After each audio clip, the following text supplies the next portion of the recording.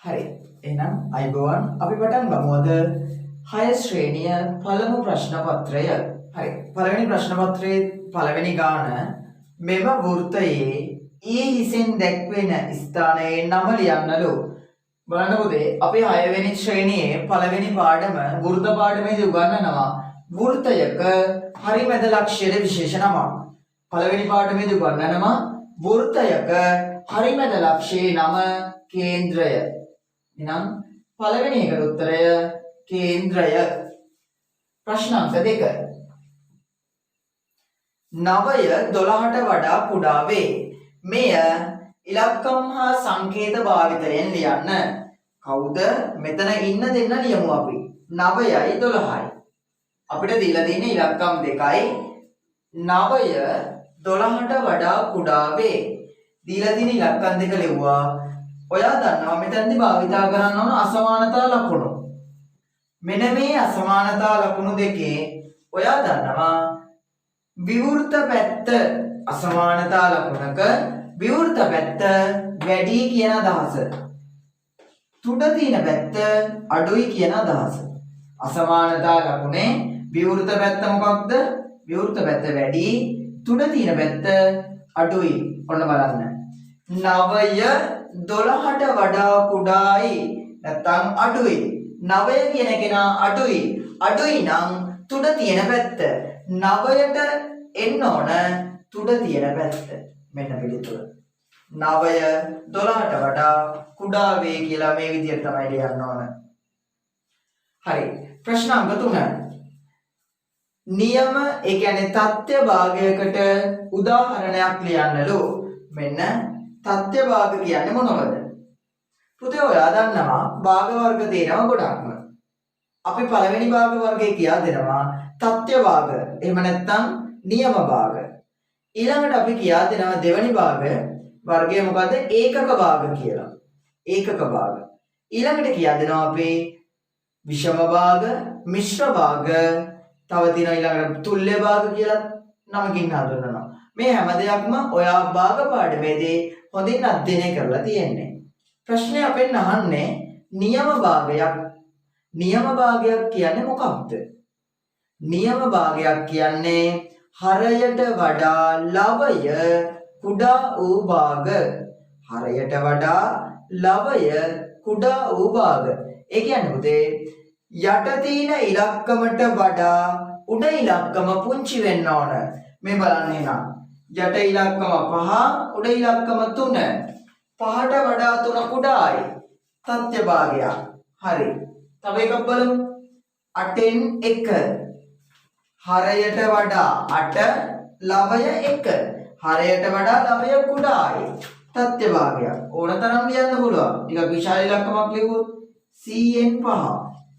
හරයට වඩා ලවය කුඩායි. මේ සියල්ලම තත්ත්ව භාග වෙනවා. හරි. ප්‍රශ්න අංක 4. ප්‍රශ්න අංක 4 10න් 7 දශම සංඛ්‍යාවක් ලෙස ලියන්න. පුතේ අපි දෙවෙනි වාරයේදී දශම පාඩම කතා කරනවා. දශම පාඩමේදී තියෙන්නේ හරයේ 10 පංගුණම් හරයේ 10 පංගුණම් 1 දශම ස්ථානයයි. හරයේ 100 පංගුණම් දශම ස්ථාන 2යි. මෙතන තියෙන්නේ 10න් පංගුනේ. 10න් පංගු නිසා 1 දශම ස්ථානයයි. එහෙනම් උත්තරය 0.7. 10න් 4 ලියන්නේ කොහමද? 10 පංගුණම් 1 දශම ස්ථානයයි. එහෙනම් උත්තරේ එන්න ඕන 0.7. හරි. ප්‍රශ්න අංක 5. 1 3 6 10 රටාවේ ඊළඟ පද දෙක ලියන්නලු. 1 3 6 10 බැලුවොත් එකතු වෙලා යනවද කියලා? 1යි 2යි එකතු වුණාම 3යි. ඊළඟටයි 3ක් එකතු වෙලා 6 වුණා. මේ බලන්නකෝ. 1ට 2ක් එකතු වුනේ. මෙතන 3ක් එකතු වුනේ. මෙතන 4ක් එකතු වුනේ. එහෙනම් මෙතෙන්ට එන්න ඕන 5ක් එකතු වෙලා 10යි 5යි ස්ථානට 15 වෙන්න ඕන. ඊළඟට මෙතෙන්ට 6ක් එකතු වෙලා අපිට උත්තර එනවා 21. ඊළඟ පද දෙක ලියන්න කිව්වට පස්සේ ඉස්තැනට එන්න ඕන 15යි 21යි. මේ සංඛ්‍යා වලට විශේෂ නමක් කියනවා. පේපරේ අහන්නේ නැහැ. හැබැයි මේ සංඛ්‍යා වලට කියන විශේෂ නමක් තියෙනවා. මොකද්ද විශේෂ නම? මේවා ත්‍රිකෝණ සංඛ්‍යා. ත්‍රිකෝණ සංඛ්‍යා. හරි. ප්‍රශ්න අංක 6. මෙම ගණක රාමුවේ දැක්වෙන සංඛ්‍යාව ඉලක්කමෙන් ලියන්න. මෙතන බලන්න 10 ඒවා 1 ඒවා 10න් 1 ඒවා 100න් 1 ඒවා. පුතේ ඔයා දන්නවා ගණක රාමුවේ මෙන්න මේ 10න් 1 ඒවා 100න් 1 ඒවා තින්නේ මෙන්න මේ කොටස දශම පැත්ත. මේ තියෙන්නේ දශම. මේ පැත්ත පූර්ණ සංඛ්‍යාව. මේ පැත්ත පූර්ණ සංඛ්‍යාව. මේ පැත්ත දශම. පූර්ණ සංඛ්‍යාව පැත්තේ තියෙන්නේ 10 ඒවා 1යි. 1 ඒවා 3ක් තියෙනවා. මෙතන නිකම්ම ලියතයි මෙතන බෝල 1යි මෙතන බෝල 3යි. මෙතන 10 බෝල 1යි 1 ඒවා තියෙන බෝල 3ක් 1යි 3යි. 10න් 1 ඒවා 100න් 1 ඒවා කියන්නේ දශම පැත්ත නිසා දශම තිත තියන්න. 10න් 1 බෝල තියෙනවද? නෑ. බෝල නැත්තම් එතන බිංදුවයි කියලා ලියන්න ඕන. 100න් 1 බෝල කීයක් තියෙනවද? 2යි. අන්න දෙවෙනි දශම ස්ථාන දෙක එනවා. උත්තරය 13.02. හරි. ප්‍රශ්න අංක 7. 412 බෙදීම 4. පුදුම දීර්ඝ බෙදීමෙන් බෙදමු. 412 4ෙන් බෙදන්න. 4ට 4 ඒවා 4ට 4 ඒවා 1යි. 4 වරක් 1 4යි. අඩු නාම බිංදුවයි. 1 ගේන පල්ලෙහාට 1ට 4 ඒවා බිංදුවයි. 4 වරක් බිංදුව බිංදුවයි. අඩු නාම 1යි. මේ දෙකේ ඉලක්කම ගේන පල්ලෙහාට. මෙතන හැදෙන සංඛ්‍යාව 12. 12ට 4 ඒවා 3යි. 4 වරක් 3 12යි. අඩු නාම බිංදුවයි. උත්තරේ එනවා 103යි. 4ෙන් බෙදුනට පස්සේ 103යි. ප්‍රශ්න 8. පහත භාග අතරින් කුඩාම භාගය තෝරන්න. 12න් 7 12න් 5 12න් 11. කුඩාම භාගය කුඩාම කෙනා අහන්නේ. පුතේ මේ භාගයේ තේරුම බලන්න. 12න් 7 කියන්නේ 12කට බෙදලා 7ක්. 12න් 5 කියන්නේ 12කට බෙදලා 5ක්. 12න් 11 කියන්නේ 12කට බෙදලා 11ක්. අපි හිතමු කේක් ගෙඩියක්. ඔන්න කේක් ගෙඩියක් කැබලි 12කට කපනවා. 12කට කපලා ඔයා 7ක් කනවා. ඊළඟ දවසේ කේක් ගෙඩිය 12කට කපනවා අපි. සමාන කැබලි 12කට. කපලා කැබලි 5ක් කනවා. ඊළඟ දවසේ කේක් ගෙඩිය 12කට කපලා කැබලි 11ක්ම කනවා. කොයි එකද අඩුවෙන්ම කන්නේ? කුඩාම කෙනා. 12ට කපලා 7ක් කනවා. මෙතන 12ට කපලා 5ක් කනවා. 12ට කපලා 11ක් කනවා. කපන කැබලි ගාන සමානයිනේ. ඒ කියන්නේ ප්‍රමාණය සමානයි. හැමදාම ගැපුවේ 12ට. මෙදා 7ක් කනවා. මෙදා 5යි. මෙදා 11යි. එහෙනම් අඩුවෙන්ම ඒ කියන්නේ කුඩාම කෙනා 12න් 5.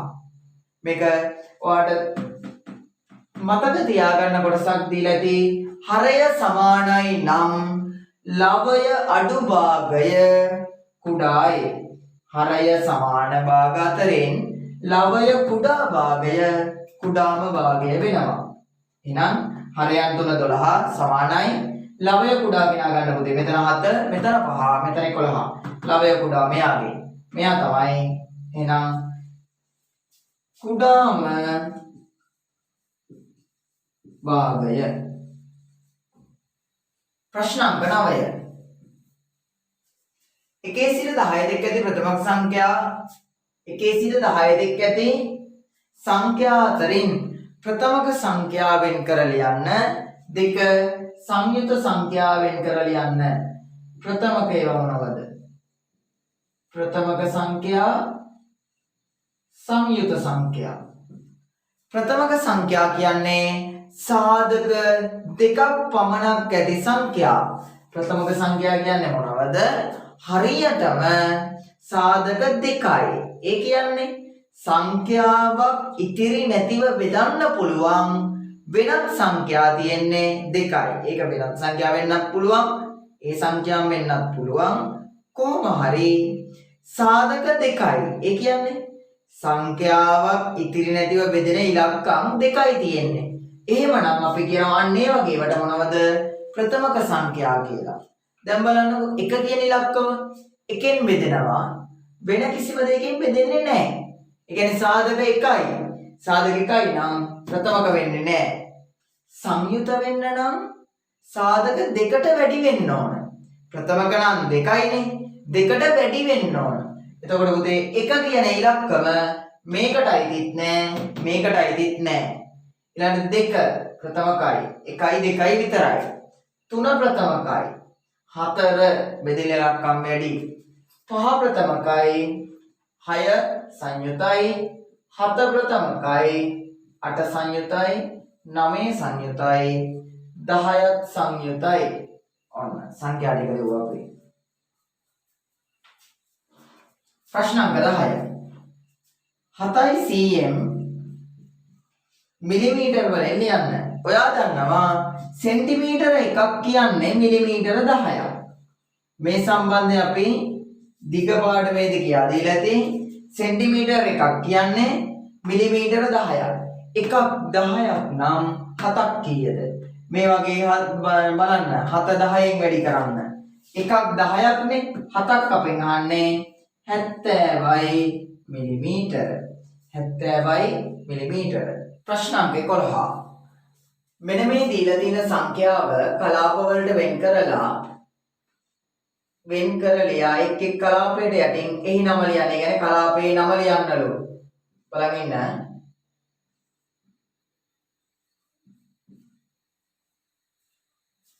හරි. ප්‍රශ්න අංක 11. මෙම සංඛ්‍යාව කලාප වලට වෙන් කරලා එක් එක් කලාපයට යටින් එහි නම ලියන්න. මේ බලන්න. ඔයා දන්නවා සංඛ්‍යාවක් කලාප වලට වෙන් කරන්නේ අග පැත්තේ ඉඳලා. සංඛ්‍යාවක් කලාප වලට වෙන් කරන්නේ අග පැත්තේ ඉඳලා. ඉලක්කම් 3 3. එහෙනම් පුතේ අග පැත්තේ ඉඳලා 1යි 2යි 3යි. මෙන්න මෙතනින් වෙන් වුණා. 1යි 2යි 3යි. මෙතනින් වෙන් වුණා. ආයේ මේ ඉතිරි ටික 1යි 2යි 3යි තියෙන්නේ. එහෙනම් මෙන්න 780 කියන එක කලාපයකට වැටෙනවා. ඊළඟට පොඩි ඉඩක් තියන්න 0.31. ඊළඟ කලාපය 941යි. කලාපවල නම ලියද්දී නම ලියන්න ඕන අග පැත්තේ ඉඳලා. කලාපවල නම ලියන්නේ අග පැත්තේ ඉඳලා. අගම කලාපය ඒකක කලාපය. අගම කලාපය ඒකක කලාපය. ඊළඟට තියෙන්නේ දහස් කලාපය. දහස් කලාපය. ඊළඟට තියෙන්නේ මිලියන කලාපය. මිලියන කලාපය. ඔන්න කලාප ටිකේ නම් ටික ලියුවා. හරි. අපි මේකේ නමත් ලියමු. කොහොමද? මේ සංඛ්‍යාව කියවන නම. ඔන්න බලන් ඉන්න. මේ සංඛ්‍යාව කියන්න ඕනේ එතකොට. 780 කලාපේ තියෙන සංඛ්‍යාව කියන 780. දැන් කලාපේ නම කියන්න. 780 මිලියන. ඊළඟ කලාපේ තියෙන සංඛ්‍යාව 31 තියෙන්නේ නම් 31 දහස්. අන්තිම එක 941.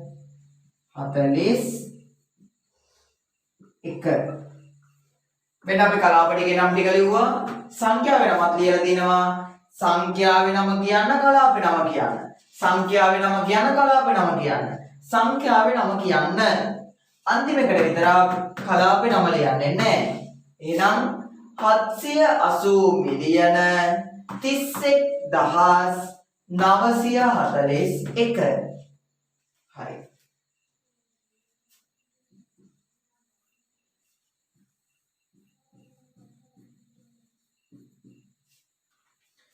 අටෙන් 5 අඩු කිරීම දෙකෙන් එක. ප්‍රශ්න අංක 12. පුතේ ඔයා දන්නවා භාග දෙකක් අඩු කරන්න නම් ඒ වායේ හරය සමාන වෙන්න ඕන. මෙතන තියෙන්නේ කීයද? 8. මෙතන තියෙන්නේ කීයද? 2. එහෙම තියාගෙන අඩු කරන්න බෑ. මෙයාවත් 8 කරගන්න මෙයා වැඩි කරන්න කීයෙන්ද? උඩයි යටයි දෙකම වැඩි කරන්න 4ෙන්. එතකොට එනවා 8ෙන් 5 අඩු කිරීම දෙවරක් 4 8යි එක්වරක් 4 4යි. දැන් බලන්න හරිය සමානද? මෙතනත් 8 මෙතනත් 8. ඔව් 8ෙන් 5 අඩු කිරීම 4 අපිට උත්තර එනවා 8ෙන් 1යි. මෙන්න ප්‍රශ්න අංක 13. A හා B සමාන වාජන දෙකකේ එක සමානයිලු මෙයා A මෙයා B A හි ජලය 150ක් ඇත මිලිලීටර. මෙන්න මෙතන මිලිලීටර 150. පුතේ අපි මේ ඉගෙන ගත්ත නිමානය පාඩම සුරෙන් තියෙන්නේ B වාජනයේ ජලය කොපමණ අල්ලන්නේ දැන් නිමානය කරන්න බලන්න මේ වගේ කුඩා කොටස් කීයක් වෙන් කරන්න පුළුවන්ද මේ බලන්න එක හා සමානව මේ වගේම කුඩා කොටසක් ආය කුඩා කොටසක්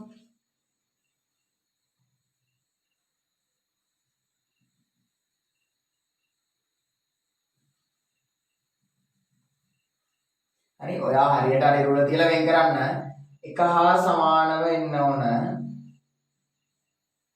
බලන්න එක හා සමාන කොටස් කීයක් වෙන් කරද හැකිද ඈ දැන් චුට්ටක් ඔන්න බලන්න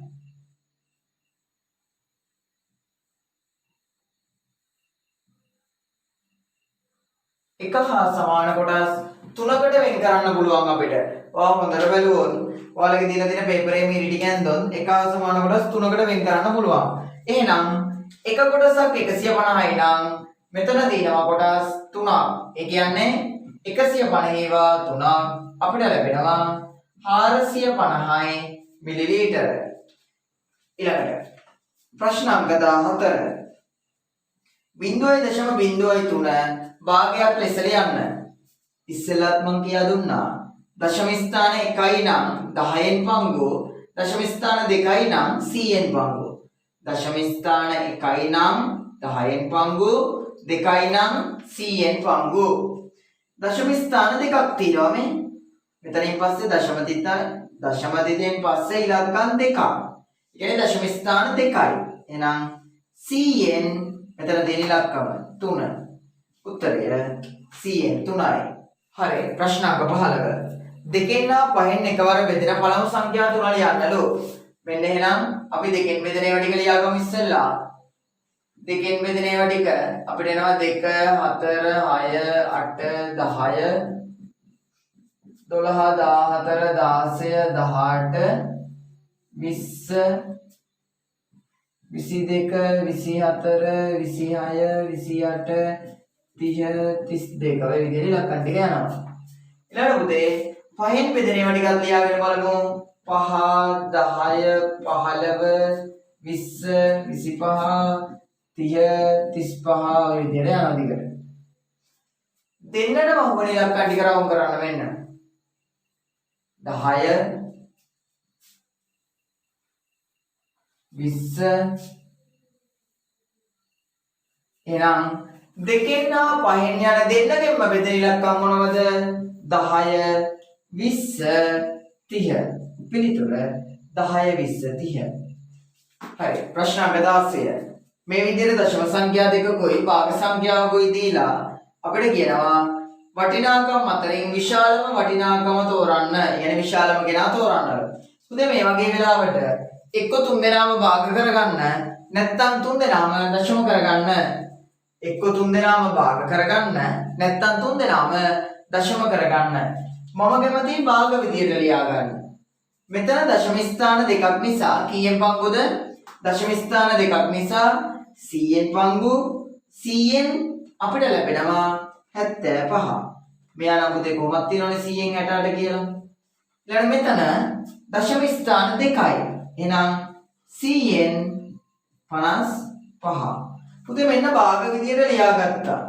බලන්න හැම කෙනාගේම හරය සමානද? 100 100 100. හරය සමානයි. එහෙනම් හරය සමානයි නම් ලවය වැඩි කෙනා 100කින් 75, 100කින් 68, 100කින් 55. කොයි එකද විශාලම? වැඩි ප්‍රමාණයක් කියන්නේ 100න් 75 කියන එක. මෙන්න මෙයා තමයි. එහෙනම් විශාලම වටිනාකම සමානයි. එයාට අදාළ අපිට දීපු විදියට ලියන්න ඕන උත්තරේ. විශාලම වටිනාකම එන්නේ 0.75. හරි. ප්‍රශ්න අංක 17. තුල්‍ය භාග පාඩමෙන් තියෙන්නේ 32කින් 24 බෙදීමෙන් තුල්‍ය භාග ලියා සරලම ආකාරයෙන් දක්වා ඇති අයුරු පහත දක්වා ඇත. ස්ථෙන් වලට ගැලපෙන තුල්‍ය භාග ලියනවා. පුතේ මේ කට්ටිය පිළිවෙලට ක්‍රමයකට ගිහිල්ලා තියෙන්නේ. 32යි 24යි මම ඉස්සෙල්ලාම දෙකෙන් බෙදන්නම්. 32යි 24යි දෙකට බෙදුනට පස්සේ අපිට ලැබෙනවා 32ට දෙකේවා 16යි 24ට දෙකේවා 12යි. එනම් උත්තරේ 32යි 24යි දෙකෙන් බෙදුවා ඉස්සෙල්ලා. දෙකෙන් බෙදුනම 16යි දෙකෙන් බෙදුනම 12යි. ඊළඟට මෙයා දිහා බැලුවට පස්සේ ඔයාලට පේනවා නැවත දෙකෙන් බෙදෙනවා. එහෙනම් 16ට දෙකේවා 8යි. 12ට දෙකේවා 6යි. එහෙනම් එයාගෙන පස්සේ ආයි දෙකෙන් බෙදලා තමයි මේ උත්තරය ගන්න තියෙන්නේ. අපිට තියෙන්නේ මේ ඉලක්කම් දෙක විතරයිනේ. නැවත බෙදාගෙන යන තුල්‍ය භාග ලැබෙනවා එතකොට. හරි. ප්‍රශ්න අංක 18.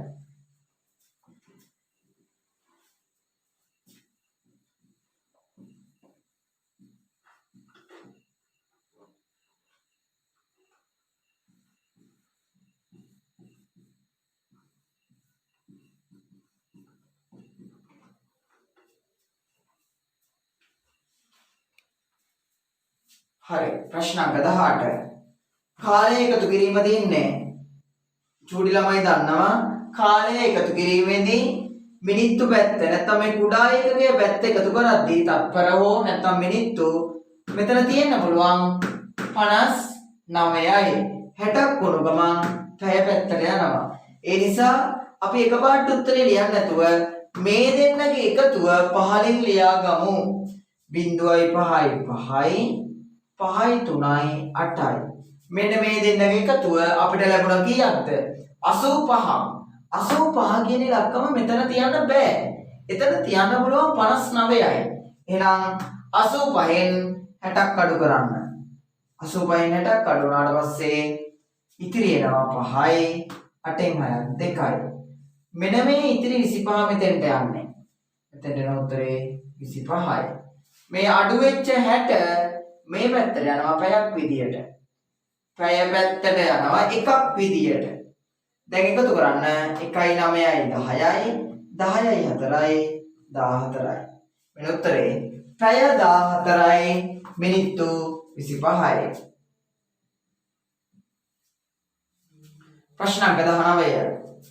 308 ගුණ කරන්න 42න් 43න්. එතකොට ඔයා දන්නවා සංඛ්‍යා දෙකකින් මේ ඉලක්කම් දෙකක් සහිත සංඛ්‍යාව ඉලක්කම් දෙකක් නේද? දෙකක් තියෙන එකකින් ගුණ කරද්දී පේලි දෙකට ගුණ කරන්න ඕන. ඔන්න බලන්න ඉන්නකෝ. ඉස්සෙල්ලාම 3 ඉලක්කමෙන් 3 වරක් 24යි ඉතිරි 2යි. 3 වරක් 0.0යි මේ 2යි 2යි. 3 වරක් 3 9යි. ඔන්න අග තියෙන ඉලක්කමෙන් වැඩි කරා. ඊළඟට ඉතිරි ඉලක්කමෙන් වැඩි කරද්දී 4 වරක් 8 32යි. මේ එක ඉලක්කමක් අතහැරලා ලියන්න. පේලි දෙකට ගුණ කරද්දී දෙවන ඉලක්කමෙන් ගුණ කරනවා නම් එක එක අතහරින්න. 4 වරක් 8 32න් 2 3ක් ඉතිරි. 4 වරක් 0.0යි මේ 3යි 3යි. 4 වරක් 3 12යි. දැන් එකතු කරමු. මේ සංඛ්‍යාව කවුරුවත් නැත්නම් කමන්නේ මෙතන එකතු කරාම එන්නේ කීයද? 4. මෙතන එකතුවත් 4. මෙතන 9යි 3යි 12න් 2 එකක් මෙහෙට ආවා 3යි මෙතන ඉතිරි 1යි. මෙන්න උත්තරේ 13244යි. හරි. ප්‍රශ්න අංක 20. 1 සිට 10 දක්වා ඉලක්කම් ටික දීලා තිනවා. මෙම සංඛ්‍යා පහත ආකාරයට කාණ්ඩ 3කට වෙන් කරලා යන්න. මතකද? අපි තේරීම කියලා පාඩමක් ඉගෙන ගත්තා. කාණ්ඩවලට වෙන් කරාපු දේ පොදු ලක්ෂණ අනුව. මෙන්න මෙතන කාණ්ඩ 3යි. ඔත්තේ සංඛ්‍යා, සංයුත සංඛ්‍යා, ත්‍රිකෝණ සංඛ්‍යා අපි තෝරමු. ඔත්තේ සංඛ්‍යා වලට එනවා මෙතන දෙකෙන් බෙදෙන්නේ නැති ඒවා. දෙකෙන් බෙදුනට පස්සේ ඉතිරි වෙන සංඛ්‍යා 1 3 5 7 9 මේ ටික ඔත්තේ සංඛ්‍යා කොටුවට එන්නේ. ඊළඟට බලන්න සංයුත සංඛ්‍යා වලට එන්නේ සාධක දෙකකට වැඩි ඒවා. සාධක දෙකකට වැඩි ඒවට අපි කියනවා සංයුත සංඛ්‍යා. 4 6 8 9 10. ඊළඟට අපිට කියන්නේ ත්‍රිකෝණ සංඛ්‍යා. මේක කලින් ගානක දෙතර සංඛ්‍යා රටාවේදී අපිට ත්‍රිකෝණ සංඛ්‍යා අහු වුණා. එහෙනම් ත්‍රිකෝණ සංඛ්‍යා ටික ලියන්නකෝ. 1 3 6 ඊළඟට එනවා 10. මෙන්න ත්‍රිකෝණ සංඛ්‍යා. හරි. දෙක කොටස පළවෙනි ප්‍රශ්නය. පහත වගන්ති වලට ගැලපෙන බීජීය ප්‍රකාශන හෝ සංඛ්‍යා ප්‍රකාශන ගොඩනගන්න. පුතේ පළවෙනි ප්‍රශ්නේ පළවෙනි කොටස simple A. අපිට තියෙන්නේ බීජීය ප්‍රකාශන හදන්න කියලා. ඊටාම පහසු පාඩමකින් තියෙන්නේ 4ට 7ක් එකතු කරන්න. කියන දේවල් කරමු. ඔන්න බලන්න ඉන්න. A කියන ගාන මොකද්ද දෙන්නේ? 4ට 7ක් එකතු කරන්න. 4 එකතු කිරීම 7. 4ට 7ක් එකතු කළා. හරි. සුළු කරන්න එපා ප්‍රකාශන විතරයි. ඊළඟ එක. A ට 3ක් එකතු කරන්න. කාටද? A ට. A මුලින් ලියලා A ට 3ක්. මෙන්න A ලිව්වා 3 ලිව්වා. A ට 3ක් මොකක්ද කරන්න ඕන? එකතු කරන්න. A ට 3ක් එකතු කරන්න. ලේසි. ඊළඟ C කොටස පුතේ 9න් B අඩු කරන්න. කාගෙන් කවුද? 9න් මෙන්න 9. 9න් B 9 කියන ඉලක්කයෙන් B ව අඩු කරන්න. 9 අඩු කිරීම B. හරි. ඊළඟ හරි. දෙවනි කොටස මෙන්න ඔක්කොම බෝඩ් එකේ ඇදලා දිනවා. අපිට කියන්නේ ස්තම් පුරවන්න කියලා. පළවෙනි එක බීජීය ප්‍රකාශනයේ P එකතු කිරීම 8. P එකතු කිරීම 8 P ට දීලා තියෙනවා කීයද? 7යි කියලා. එහෙනම් P වෙනුවට 7 ආදේශ කරලා උත්තරේ ගන්න. P වෙනුවට 7 දැම්මට පස්සේ අපිට ලැබෙනවා මෙන්න P එකතු කිරීම 7නේ.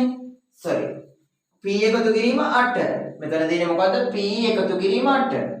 P කියන තැනට අපිට දාන්නලු 7 කියන කෙනා. එහෙනම් 7යි 8යි උත්තරේ කීයද? 15යි. අය කියන්නම් P ධන 8 කියලා ප්‍රකාශනයේ දීලා P ට දාන්නලු 7. දැම්මට පස්සේ උත්තරේ අහනවා. එහෙනම් P කියන ඉලක්කම වෙනුවට එතෙන්ට 7 යොදන්න. 7යි 8යි උත්තරේ එනවා කීයද? 15යි. එහෙනම් පළවෙනි හිස් තැනට උත්තරේ 15. ඊළඟට බලන්න. මෙතන A කියන ඉලක්කම අපිට දීලා තියෙන්නේ 15යි කියලා. හැබැයි උත්තරේ ඇවිල්ලා තින්නේ 10යි. 15න් 10 වෙන්නේ මොකක් වුණොත්ද? 15 කියන කෙනා 10 වෙන්න නම් මොකක්ද අපි කරන්න ඕන? බලන්න 15 ඉඳන් 10ට එකතු කරනවද අඩු කරනවද? 10 හදාගන්න.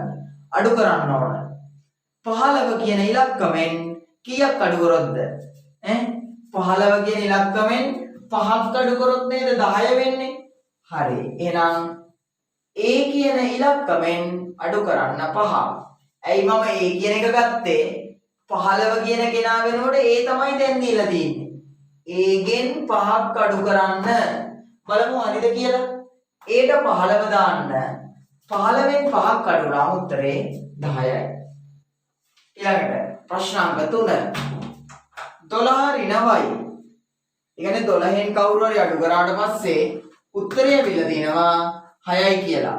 12න් කවුරු හරි අඩු කරාම 6 එන්න නම් y සමානයි කීයක් එන්නවද? මොකද y වනේ අඩු කරන්නේ.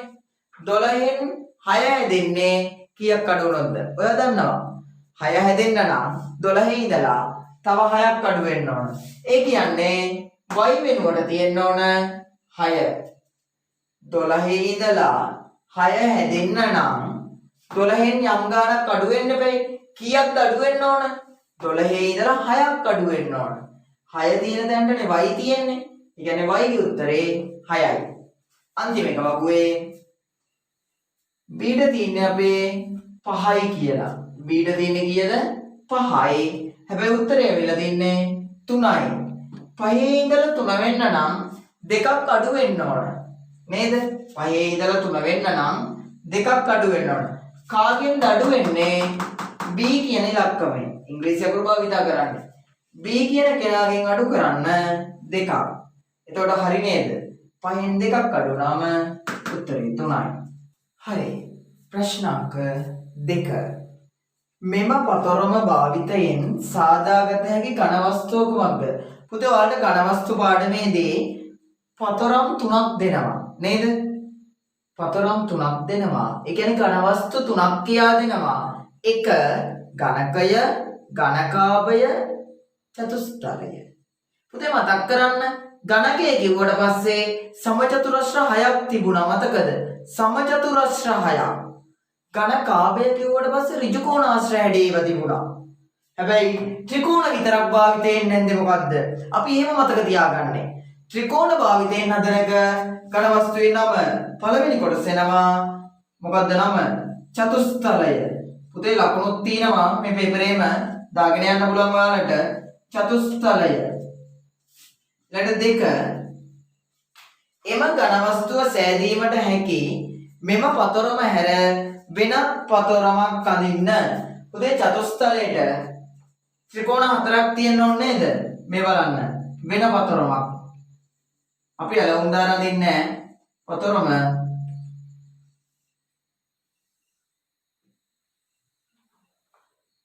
ඔන්න අපි යන්නා. චතුස්තලය හදන්න පුළුවන් තවත් පතරමක්. ත්‍රිකෝණ 4ක් තියෙනව නේද? පැති තුනෙන් මේ ත්‍රිකෝණ දෙක එකතු වුණාට පස්සේ අපිට චතුස්තලයක් ලැබෙනවා. හරිද? ඊළඟට ප්‍රශ්නාංක 3. ප්‍රශ්නාංක 3. මෙම ඝන වස්තුව හැර ඔබ ඉගෙනගත් වෙනත් ඝන වස්තු දෙකක නම් ලියන්න. පුතේ නම විතරයි අහන්නේ. මතකද? ඝන වස්තු 3යිනේ. මෙතන තියෙනවනේ චතුස්තලය. අනිත් ඝන වස්තු දෙක මොකක්ද? ඝනකයයි ඝනකාභයයි. එහෙනම් අනිත් ඝන වස්තු දෙක ඝනකය ඝනකාභය. ඊළඟ අණු කොටස 4. ඉහත පතරමේ දැක්වෙන සමපාද ත්‍රිකෝණයක පාදයක දිග සෙන්ටිමීටර 8ක් නම් පතරමේ පරිමිතිය සොයන්නලු. මොකක්ද කියන්නේ? පතරමේ දැක්වෙන ත්‍රිකෝණයක පැත්තක දිග 8යි. මෙයා 8යි, මෙයා 8යි, මේ ඔක්කොම 8 ඒවා. හරිද? මේ ඔක්කොම 8 ඒවලු අපිට පරිමිතිය අහනවා. පුතේ පරිමිතිය කිව්වට පස්සේ මේ මැද තියෙන පාද ගන්නවද? මේ මැද තියෙන ඒවා ගන්නෙ නෑ. පරිමිතිය කියන්නේ වටේ දිග. පරිමිතියට මැද තියෙන ඒවා ගන්නෙ නෑ. මම මේ මැද දිගම කන්නම්. ඔන්න. මේ මැද තියෙන පාද එන්නේ පරිමිතිය කිව්වහම වටේට තියෙන ටික විතරයි. බලන්න. 8 කොටස් කීයක්ද? 1යි 2යි 3යි 4යි 5යි 6යි. හරිද? මම ඔන්න මේ තිබ්බ ටික ආයි මතක් කරන්නම්. මෙන්න මෙහෙම තිබුණේ. මෙහෙමනේ තිබුණේ. මැද තියෙන පාද ටික ගන්නෙ නැතුව වටේට තියෙන පාද ගණන් කරන්න. 1යි 2යි 3යි 4යි 5යි 6යි.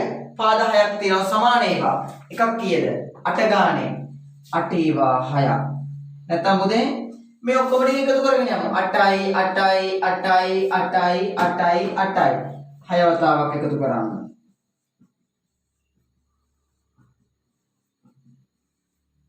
එතකොට එකතු වුණාට පස්සේ ඔයා එකතු කරලා බලන්න ඔයාලට උත්තරේ වෙයි සෙන්ටිමීටර 48ක්. හරි. ප්‍රශ්නාංක 3. බලන්න පළවෙනි කොටසට තියෙන්නේ පහත සමචතුරස්‍රයේ 8න් 3ක් පාට කරන්නලු. 8න් 3ක් කිව්වට පස්සේ ඒක නම් ඉතාම සරල ගැටලුවක්. ඔයාලා ශිෂ්‍යත්වයේදී පහවසරෙත් මේ වගේ ගණන් හදන්න නැතේ. 8න් 3ක් කිව්වම 8කට බෙදලා 3ක් පාට කරන්න ඕන. පුතේ යට තියෙන ඉලක්කම බෙදන කොටස් ගාන 8කට බෙදලා 3ක් පාට කරන්න. මේක අපි 8කට බෙදමු. ඔයාලට කැමති විදිහකට 8කට බෙදන්න පුළුවන්. මම මෙහෙම බෙදන්නම්. සමාන කොටස් 8කට බෙදන්න. හරිද? ඔයාලට දීලා තියෙන රූපේ හරි අටවල තියලා හරි කෙලින් සමාන කොටස් 8කට බෙදන්න. හරි? ඔන්න මම බෙදුවා. 8කට බෙදලා 3ක් පාට කරන්න. එහෙනම් මේ වගේ කොටස් 3ක් පාට කරන්න. කැමති තැනින් තැන පාට කරත් කමන්නේ. කොහොම හරි කොටස් 3ක් පාට වෙන්න ඕන. 8න් 3ක් පාට කරා. අනු කොටස 2. අපිට දීලා තියෙනවා 12න් 7යි 9න් 7යි. යන භාග අතරින් විශාල භාගය තෝරන්න. පුතේ මෙහෙම හිතන්න. ඔයාලයි ගෙදරට ගේනවා කේක් ගෙඩියක්. එදා ගෙනාවු දවසේ ඉන්නේ ඔයයි මල්ලී විතරයි. ඔයයි මල්ලී විතරයි නම් කේක් ගෙඩිය කපනවා දෙකට. ඔයාට කොටසයි මල්ලිට කොටසයි. දෙකට කැපුවා එක කොටසක් ඔයාට ගත්තා. හැබැයි ඊළඟ දවසේ කේක් ගෙඩිය ගේනකොට ඔයාලයි ගෙදර ඔයයි මල්ලී පුංචිලා බබාල 3 දෙනයි එහා ගෙදර බබාල 3 දෙනයි. ඔක්කොම ඇවිල්ලා දිනවා 8 දෙනෙක්. ඔන්න ඔයාලා ගෙදරට 8 දෙනෙක් ඇවිල්ලා. දැන් කේක් ගෙඩිය කපන්න ඕන කැබලි කීයකටද? 8කට කපනවා දැන් අපි. 8කට කපලා එකක් කනවා ඔයා. ඊයේ මල්ලී ඔයයි විතරයි දෙකට කැපුවා එකක් කෑවා. කොයි එකද විශාල? අන්න දෙකට කපලා එකක් කන එක විශාලයි නේද? ඒ කියන්නේ බෙදන සංඛ්‍යාව අඩුයි නා. දෙකකට බෙදලා එකක් කනකොට එයා තමයි වැඩි. මොකද අනිත් දවසේ 8කට බෙදුවනේ. 8කට බෙදලා එකක් කනකොට ඒ කැබැල්ල කුඩා වෙනවා. මෙතනත් තේරුම් ගන්න. 12කට බෙදලා 7ක්. මෙතන කියන්නේ 9කට බෙදලා 7ක්. පුතේ 12කට බෙදනකොටද 9කට බෙදනකොටද විශාල ප්‍රමාණයක් ලැබෙන්නේ. 12කට බෙදනකොට ටිකක් බෙදෙන ප්‍රමාණය වැඩි, කට්ටිය වැඩි වගේ. අන්න කුඩා වෙනවා. හැබැයි දැන් ඉන්නේ මෙතන 9 දෙනයි 9කටයි බෙදන්නේ. මෙතන තමයි එකක් ඒ කියන්නේ විශාල වෙන්නේ. 9කට බෙදලා 7ක් කනවා. එහෙනම් කවුද විශාල? බෙදෙන සංඛ්‍යාව අඩු වෙනකොට තමයි විශාල වෙන්නේ. මෙයා තමයි විශාල භාගය. 9න් 7. ඊළඟට බලන්න අනු කොටස 3 අසමානතා ලකුණු යොදා සම්පූර්ණ කරන්න දෙන්නේ 6කින් 5 6න් 3. උතේ මේවා කියලා දෙලා දෙන්නේ 6න් 5 6කට බෙදලා 5ක්. මෙතන 6කට බෙදලා 3ක්. කවුද වැඩි? ඒක නම් පහසුයි නේද? 6කට බෙදලා 5ක් ගන්න දවස. මෙන්න වැඩි පැත්තට විවෘත පැත්ත එන්න ඕන. අසමානතා ලකුණේ වැඩි පැත්තට විවෘත පැත්ත. ඊළඟ එක බලන්නකෝ. 20න් 8යි 10න් 7යි. පුතේ අසමානතා ලකුණ යොදලා සංසන්දනය කරන්න නම් එක්කෝ හරය සමාන කරගන්න නැත්නම් ලවය සමාන කරගන්න. හිතන්න ලේසියි එතකොට. මේ බලන්න. මෙතන 20න් 8 නේද? මෙයාවත් 20 වංගු කරන්න බැරිද ඔයාට? 20 ඒවා. කොහොමද 20 ඒවා කරන්නේ? දෙකෙන් වැඩි කරගන්න වෙනවනේ. 10 දෙකෙන් වැඩි වුණාම 20යි. 7 දෙකෙන් වැඩි වුණාම 14යි. දැන් බලන්න. 20න් 8ද 20න් 14ද විශාල? 20කට බෙදලා 8ක්. 20කට බෙදලා 14ක්. අන්න 14 තියෙන පැත්ත වැඩි. වැඩි පැත්තට විවෘත පැත්ත එන්න ඕන. ඒ කියන්නේ පුතේ මෙන්න මේ පැත්තට. 10න් 7 තියෙන පැත්තට එන්න ඕන. මේකත් බලමු. මෙතන 8 ඒවා නේද තියෙන්නේ? මෙයත් 8 ඒවා කරගන්න යට ඉලක්කම. 8 ඒවා කරගන්න නම් කීයෙන්ද වැඩි කරන්නේ? 2 නේද තියෙන්නේ? 2 ඒවා කීයක්ද? 8 වෙන්න නම් 2 ඒවා 4ක්. එහෙනම් උඩයි යටයි වැඩි කරන්න 4ෙන්. දෙවරක් 4 8යි. 4 වරක් 1 4යි. මෙතනත් 8න් 4. මෙතනත් 8න් 4 ආවා, මෙතනත් 8න් 4 ආවා. ඒ කියන්නේ සමානයි නේද? බලන්නකො ඔයාලගේ සමාන ලකුණක් තියෙනවා. මෙතෙන්ට එන්නේ සමාන ලකුණ. මේ දෙන්නම එකම කෙනානේ. ඒ නිසා සමානයි.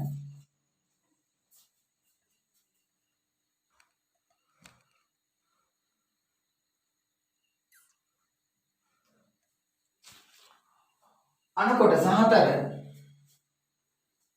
12න් 5 එකතු කිරීම 6න් 2.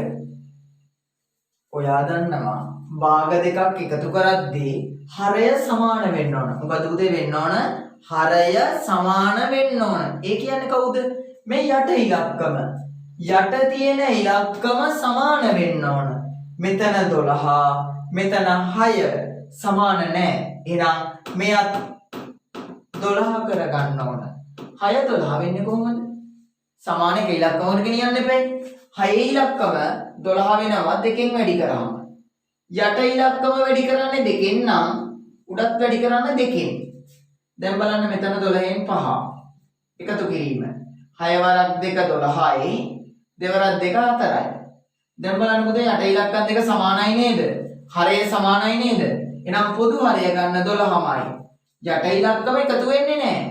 12යි 12යි 24 වෙන්නේ නැහැ. සමාන වුණා නම් එක්කෙනෙක් 12ම තමයි. උඩ ඉලක්කම් එකතු කරන්න. 5යි 4යි එකතු වුණාම උත්තර එනවා 9යි. එහෙනම් පිළිතුර 12න් 9යි. ප්‍රශ්න අංක 4. 31.25 ගණක රාමුවක නිරූපණය කරන්න. ඔන්න බලන්න පුතේ ගණක රාමුව මෙතන ඉලක්කම් 1 2 3 4ක් තියෙන නිසා පුරු 4ක් ඇඳා. ඔයා දන්නවා දශම පැත්ත එන්න ඕන මේ මෙතනින් පස්සේ දශමනේ. එහෙනම් දශම වලට කූරු දෙකක් ඕන, පූර්ණ සංඛ්‍යා වලට කූරු දෙකක් ඕන. මෙතන තියෙන්නේ 3. මෙතන බෝල 3ක් ඇඳා. පාඩ කරන්න බෝල 3ක් ඇඳා. මෙතන තියෙන්නේ බෝල 1යිනේ. මෙතන බෝල 1යි. දශම පැත්තේ මෙතන මුලින්ම බෝල දෙකක් තියෙනවා. මුලින්ම බෝල දෙකක් තියෙනවා. ඊළඟ එකේ බෝල 5ක් අදින්න ඕන. මෙන්න බෝල 5ක් ඇඳලා. මේවා සම්පූර්ණ කරන්න. පුතේ මේ බලන්න දශම පැත්තේ කුරු දෙකයි මුලින් පටන් දෙකනේ. පළමු දශම ස්ථානය මුලින්ම තියෙන දශම ස්ථාන ඔයා දන්නවා එතන තියෙන්නේ 10න් එකේවා. මුල්ම දශම ස්ථානය 10න් එකේවා. දෙවනි දශම ස්ථානය 100න් එකේවා. දෙවනි දශම ස්ථානයේ ස්ථානීය අගය 100න් එකේවා. පළවෙනි එක 10න් එකේවා. මේ තියෙන කීයේවද? එකේවා. ඊළඟට තියෙන්නේ 10ඒවා. ඔන්න ගණක රාමුව 10ඒවා එකේවා. එතනින් පස්සේ දශම පැත්ත පටන් ගන්න 10න් එක. ඊළඟට 100න් එක. ඒ විදිහට තමයි යන්නේ. හරි. අණු කොටස දෙක. මේක එකතු කරන්නනේ තියෙන්නේ. ඔයා දන්නවා දශම දෙක ගෙලින් එන්න ඕන. අණු කොටස දෙක එකතු කරද්දී දශම සංඛ්‍යා දශම තිත එක ගෙලින් එන්න ඕන. අඩු ඉලක්කම් වලට මෙතන බිංදුවක් දාගමු. දැන් එකතු කරන්න. 3යි බිංදුවයි 3යි. 7යි 4යි 11න් එක. එකක් යනවා එහා පැත්තට. 1යි 2යි 3යි මේ 8යි 11න් එක. එකක් මෙහෙට ආවා 1යි 1යි 2යි. දශම දිද කෙලින්ම දශම දිද තියන්න. මෙන්න උත්තරය. 21.13යි. ඊළඟට අණු කොටස 3. මෙන්න මේ දීලා තියෙන දශම සංඛ්‍යා භාග ලෙස ලියන්නලු. භාග ලෙස ලියනකොට පුතේ දශම ස්ථාන ගාන අනුව තමයි හරය වෙනස් වෙන්නේ. දශම ස්ථාන 1යි නම් හැම වෙලාවෙම එන්නේ 10න් පංගු. දශම ස්ථාන 2යි නම් හැම වෙලාවෙම එන්නේ 100න් පංගු. මේ බලන්නකෝ මෙතන දශම ස්ථාන දෙකක් තියෙනවා. දෙකක් තියෙනවා නම් මෙතෙන් දෙන්නේ 100න් පංගු. 100න් 47. මෙතනත් බලන්නකෝ දශම ස්ථාන 2යි. මම දැන් කිව්වා දශම ස්ථාන 2යි නම් මෙතන එන්නේ 100න් පංගු. 100න් තියෙන සංඛ්‍යාව ලියන්න 6 තියෙන්නේ. 100න් 6. අණු කොටස 4. 100න් 47යි 100න් 6යි මෙන්න මේ කියන ඉහත ලියූ භාග අතරින් අපිට කියන්නේ කුඩා භාගය තෝරන්න කියලා. කුඩා භාගය තෝරන්න කිව්වට පස්සේ බලන්න 100කින් 47ක්. මෙතන 100කින් 6ක්. අපි මෙහෙම හිතමු. ටොෆි 100ක් කියලා හිතමු. ටොෆි 100කින් 47ක් ඔයා කනවා. ටොෆි 100කින් 6ක් කනවා. කවද්ද අඩු කෙනා කවුද? 100න් 6 නේද? 100කින් 6ක්. එහෙම හිතන්න. අඩු කෙනා එහෙනම් මෙන්න මෙයා තමයි කුඩා භාගය. අපෙන් අහන්නේ කුඩා භාගය. කුඩා භාගය උත්තරේ තියෙන්න ඕන 100න් 6. හරි.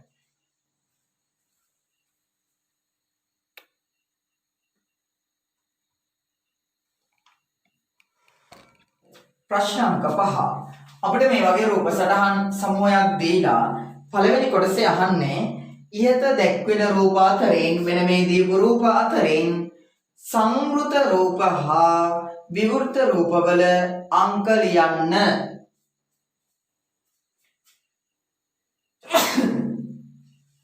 වීඩියෝ බලන්නේ නැහැ කරුණා. එතකොට ඔයා දන්නවා සංවෘත රූප කියන්නේ සංවෘතයි. හැම පැත්තම වැහිලා තියෙන්න ඕන. සෑම පැත්තක්ම වැහිලා. ඒ කියන්නේ සෑම පාදයක්ම එකිනෙකට සම්බන්ධ වෙලා තියෙන රූප වලට අපි කියනවා සංවෘත රූප. එක් පැත්තකින් හරි විවෘතයි නම් මේ වගේ මේ බලන්න. එක පැත්තකින් හරි විවෘතයි නම් අපි මේවට කියන්නේ විවෘත රූප.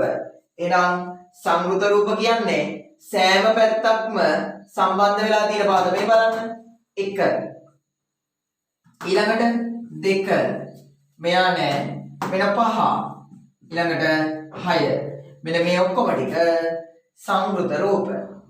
ඊළඟට විවෘත රූප කියන්නේ මේ එක පැත්තක් හරි විවෘත වෙලා තියෙනවා. මොනෝද? 3 4 7 8 මෙන්න මේ රූප ටික විවෘත රූප.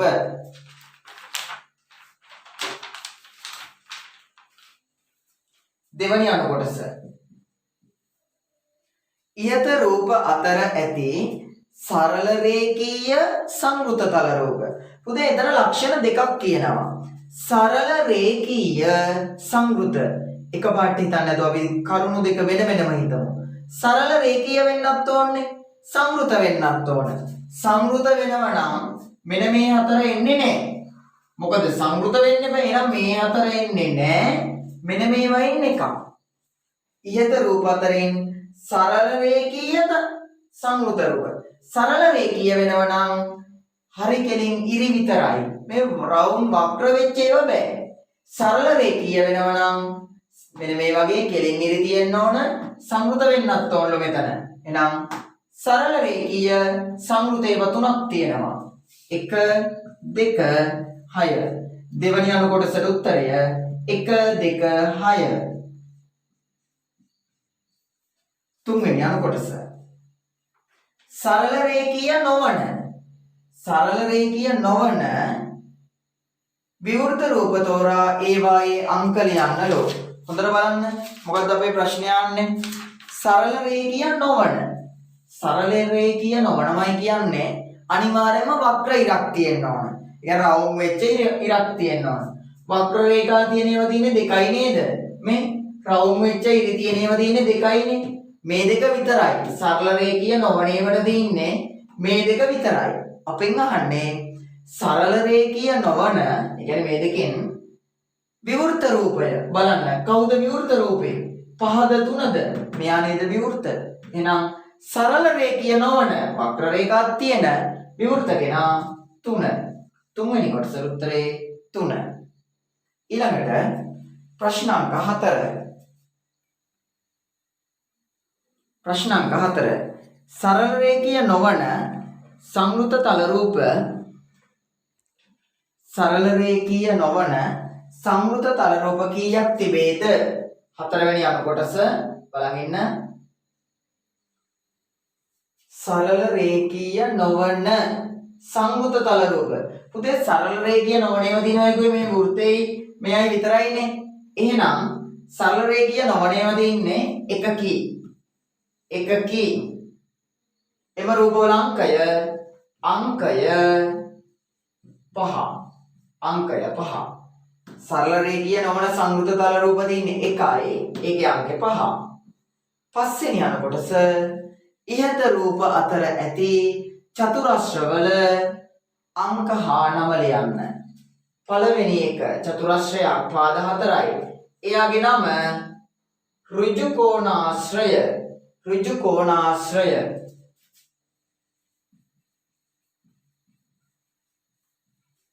ප්‍රශ්නාංක 2.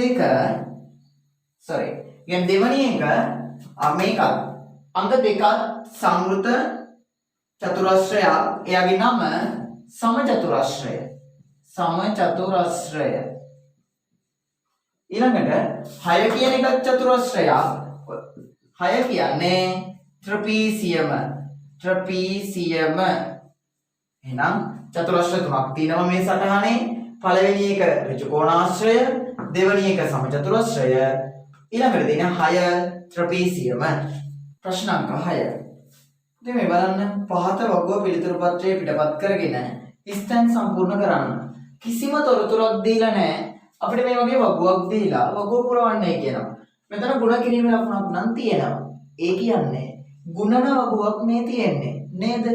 අපි එක එක ඉලක්කම් දිහා බලලා ක්‍රමානුකූලව මේක පුරවන් යන්න පුළුවන්. හැබැයි මේ සමහර දැන් තියෙනවා එකපාරට මුලින්ම පුරවන්න බෑ. අපි දන්න තැන් ටික පුරවන් යමු. මේ බලන්නකෝ. මේ දෙන්න මෙතන ස්ථාන පුරවන්න පුළුවන් ඔයාලට. මෙතන පුරවන්න පුළුවන්. කවුරුද දෙපැත්තේ තියෙන ඉලක්කම් දෙක? මේ කෙළවරේ ඉලක්කම් පේලියෙන් තමයි ගුණ වෙන්නේ. මෙතන පිරෙන්නේ මේ පැත්තෙන් 7, මේ පැත්තෙන් 7. මේ දෙන්නයි ගුණිතේ. මේ දෙන්නයි ගුණිතය 7ක් 7 මෙතෙන්ට එනවා 49. ඊළඟට බලන්නකෝ. මෙතන 35 ඇදලා තියෙනව නේද? මෙතන 35 ඇදෙන්න නම් මේ පැත්තෙන් තියෙන 7. මේ පැත්තෙන් කීයද තියෙන්න ඕන? 35 හැදෙන්න නම් 7 වරක් 5. එහෙනම් මේ පැත්තේ තියෙන්න ඕන 5. බලන්න 5 වරක් 7 35 හැදෙනව නේද මෙතන? අන්න හරි. ඊළඟට මෙතන බලන්න. මෙතන මේ පැත්තට අදාළ ඉලක්කම 7. මෙහෙ දන්නෙත් නැහැ ඒක හදන්න බෑ. හැබැයි මෙතන පුළුවන් ඔයාලට. මෙතන පුරවන්න පුළුවන්. මෙතන කොහොමද? මෙතන මේ කෙළවරට අදාළ අංකය 7යි, උඩ කෙළවරට අදාළ අංකය 12යි. ඔයා චක්‍රයේ වගුව බලන්න දන්නව නේද? මේ වගේ වගුවක් බලලා කෙළවරවල දෙක යන්නේ වැඩි කරන්නේ මේ පැත්තෙන් 12, මේ පැත්තෙන් 7. 12 සරක් 7 අපිට ලැබෙනවා 84යි. මෙතන 84. ඊළඟට මෙතන පුරවන්න බෑ තාම. මෙතන පුළුවන්. මෙතන බලන්න. මේ පැත්තේ කෙළවරේ උත්තරේ කීයද? 8යි. මේ පැත්තේ කෙළවරේ උත්තරේ කීයද? 5යි. දෙපැත්තේ දෙන්න ගුණ කරන්න. මෙයා 5යි, මේ පැත්ත 8යි. 5යි 8යි ගුණ කරාම මේ දෙන්නගෙන් මෙතෙන් උත්තරේ එන්න ඕන 40යි කියලා. මෙයාව පුරවන්නේ කොහොමද? මෙතන පුරවන්න නම් අපි මෙන්න මේ කියන ස්ථානය පුරවන්න නම් මෙතන එයාට මේ උඩම කෙළවරේ 8, මේ පැත්තේ කෙළවරේ 5. මේ දෙන්නයි ගුණිතය 40යි. ඊළඟට බලන්න මෙයාව මේ පැත්තෙන් 5, මෙතනින් 12. උඩ පැත්තෙන් 12, මේ පැත්තෙන් 5. 5 සරක් 12 අපිට ලැබෙන එතන 60යි කියලා. ඊළඟට බලන්න මෙයත් පුරවන්න පුළුවන්. මෙතන 27 නේ තියෙන්නේ. 27 නම් මෙතන 3, මේ පැත්තේ කෙළවර 3 නේද? 3 වරක් කීයද? මෙතෙන්ට දාන්න පුළුවන්. 27 හැදෙන්නේ 3 වරක්. මේ පැත්තට එන්න ඕන 9. 3 වරක් 9 තමයි 27. මෙයා බලන්නකෝ. මෙයාට කෙළවරේ තියෙන්නේ මේ පැත්තෙන් 3. උඩ පැත්තෙන් තියෙන්නේ කීයද? 7. මේ පැත්තෙන් 3, මේ පැත්තෙන් 7. 3 වරක් 7 21යි. මෙයාවත් පුළුවන්.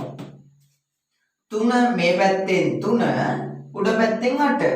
3 වරක් 8 24යි. ඊළඟට බලන්න. අපිට මෙන්න මේක මේ බලන්න 28 නේ තියෙන්නේ. 28 මේ පැත්තෙන් තියෙනවා 7. මේ පැත්තෙන් ඉලක්කමක් නැහැ. මෙහෙන් 28 හැදුනේ මෙතන 7. 7 වරක් කීයද? 28 හැදෙන්නේ 7 වරක් චක්‍රේ. මතක් වෙන්න ඕන ඔයාට. 28 හැදෙන්න නම් 7 වරක් මෙතෙන්ට එන්නේ 4. 7 වරක් 4 28යි. මෙයා පුළුවන් දැන්. ගොඩක් තෙන් පිරවිලා නේද? මේ පැත්ත බලන්න. මෙයාට දාලා මේ පැත්ත ඉලක්කම 4. උඩ පැත්ත ඉලක්කම කීයද? 9. 4 වරක් 9 36 හැදෙනවා. තව ස්ථාන දෙකයි තියෙන්නේ එවනම් දැන් පුරවන ලේසි මෙයාට අදාළ මේ පැත්තෙන් 7, මේ පැත්තෙන් 9. 4ක් 9 63යි. ඊළඟ ස්ථාන අන්තිම ස්ථාන මේ පැත්තේ කෙළවරෙන් 5 තියෙනවා, මේ පැත්තෙන් 9 තියෙනවා. 5ක් 9 45යි.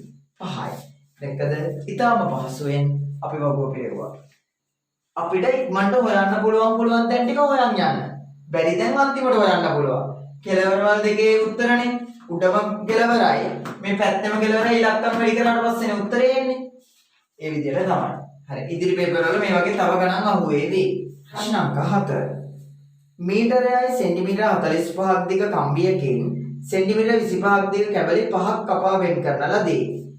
පළවෙනි කොටසේ අපෙන් අහන්නේ කපන ලද කැබලි 5ෙම දිග සෙන්ටිමීටර වලින් සොයන්න. පුතේ එක කැබල්ලක් කීයද? එකක් සෙන්ටිමීටර 25යි. එකක් 25යි නම් 5ක් අහනවා. එකක් 25යි නම් 5ක් හොයන්න පුළුවන්. මේක 5ෙන් ගුණ කරන්න. 5 25න් 5 දෙකක් ඉතිරි. 5 2 10යි මේ දෙකයි 12යි. අන්න අපිට කැබලි 5ෙම දිග එනවා 125යි සෙන්ටිමීටර කියලා. B කොටස කැබලි කපා ඉවත් කළ විට ඉතිරි කම්බියේ දිග. දැන් ගාන මතක් කරන්න. කොච්චරක්ද තිබුණේ?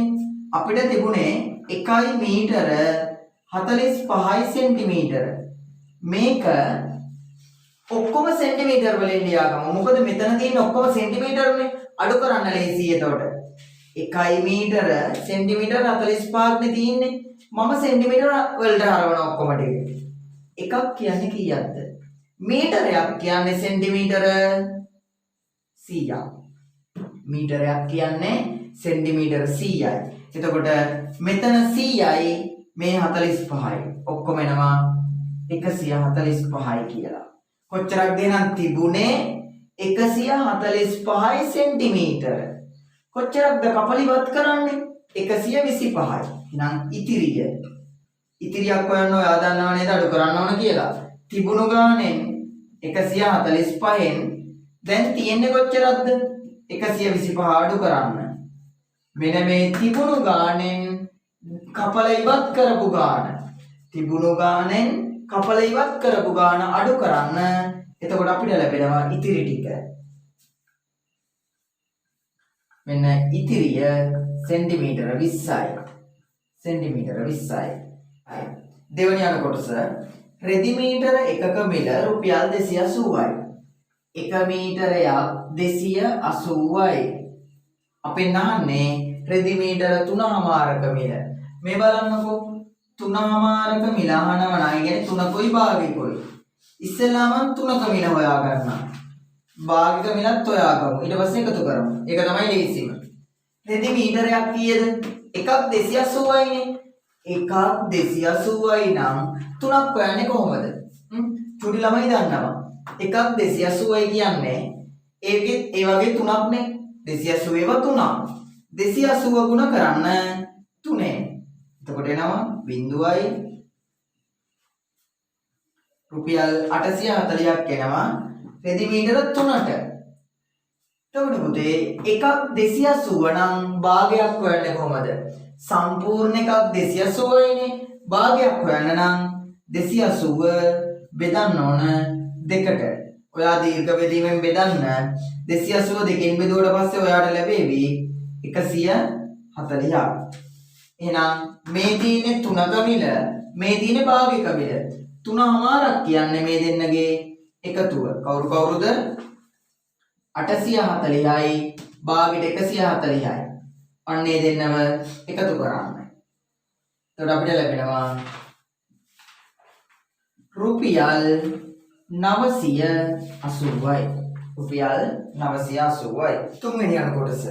මිල රුපියල් 1300ක් වන කමිසයක්ද මිල රුපියල් 875ක් වන ටී-ෂර්ට් එකක්ද මිලදීගෙන වෙළඳසල් හිමියාට 3000ක් දුන් විට ඉතිරිය සොයන්නලු. මොනවද පුතේ ගත්තේ? දැන් මේ ගාන්තියක් අමාරුයි වගේ දවල්ට. බලන්න කමිසය අරන් තිනවා 1300යි. ඊළඟට ටී-ෂර්ට් එක අරන් තියනවා 875යි. එච්චරයි නේද අරගෙන තින්නේ. කමීසෙට 1300යි ටී-ෂර්ට් එකට 875යි. අපි ඉතිරියක් හොයන්න නම් ගණිපු භාණ්ඩවල මිල හොයාගන්න. කමීසෙට 1300යි ටී-ෂර්ට් එකට 875යි. ඒ දෙක එකතුව ගන්න ඉස්සෙල්ලා. අපි මිලට ගත්ත භාණ්ඩවල මුළු එකතුව. ගත්තේ මේ දෙකනේ. ඒවයි මුළු එකතුව කියන්නේ 5යි මෙතන 7යි. අපිට ලැබෙනවා ගත්ත දේවල් වල එකතුව 2175යි. එහෙනම් ඉතිරිය ලැබෙන්නේ අපි දීපු ගානෙන් අපි දුන්නේ 3000ක් මුදලාලිට දීපු ගානෙන් භාණ්ඩවල මිල අඩු කරන්න. අපි දීපු මුදලෙන් භාණ්ඩවල මිල අඩු කරන්න. එතකොට ලැබෙවි ඉතිරිය. පරිස්සමින් අඩු කරන්න. ඉතිරිය ලැබෙනවා රුපියල් 825යි. හරි. ඒ ආකාරයෙන් පළවෙනි ප්‍රශ්න පත්‍රයේ සාකච්ඡාව අවසන් වෙනවා. ඉතින් මෙවැනි ප්‍රශ්න පත්‍ර රාශියක් ඉදිරියේදී ඔබට හමු වේවි. සුපුන් රාජපක්ෂ YouTube channelයෙන් 6 ශ්‍රේණියේ සිට 11 ශ්‍රේණිය දක්වාම පෙරවරු ප්‍රශ්න පත්‍ර සාකච්ඡාවන් ඔබට නරඹන්න පුළුවන්.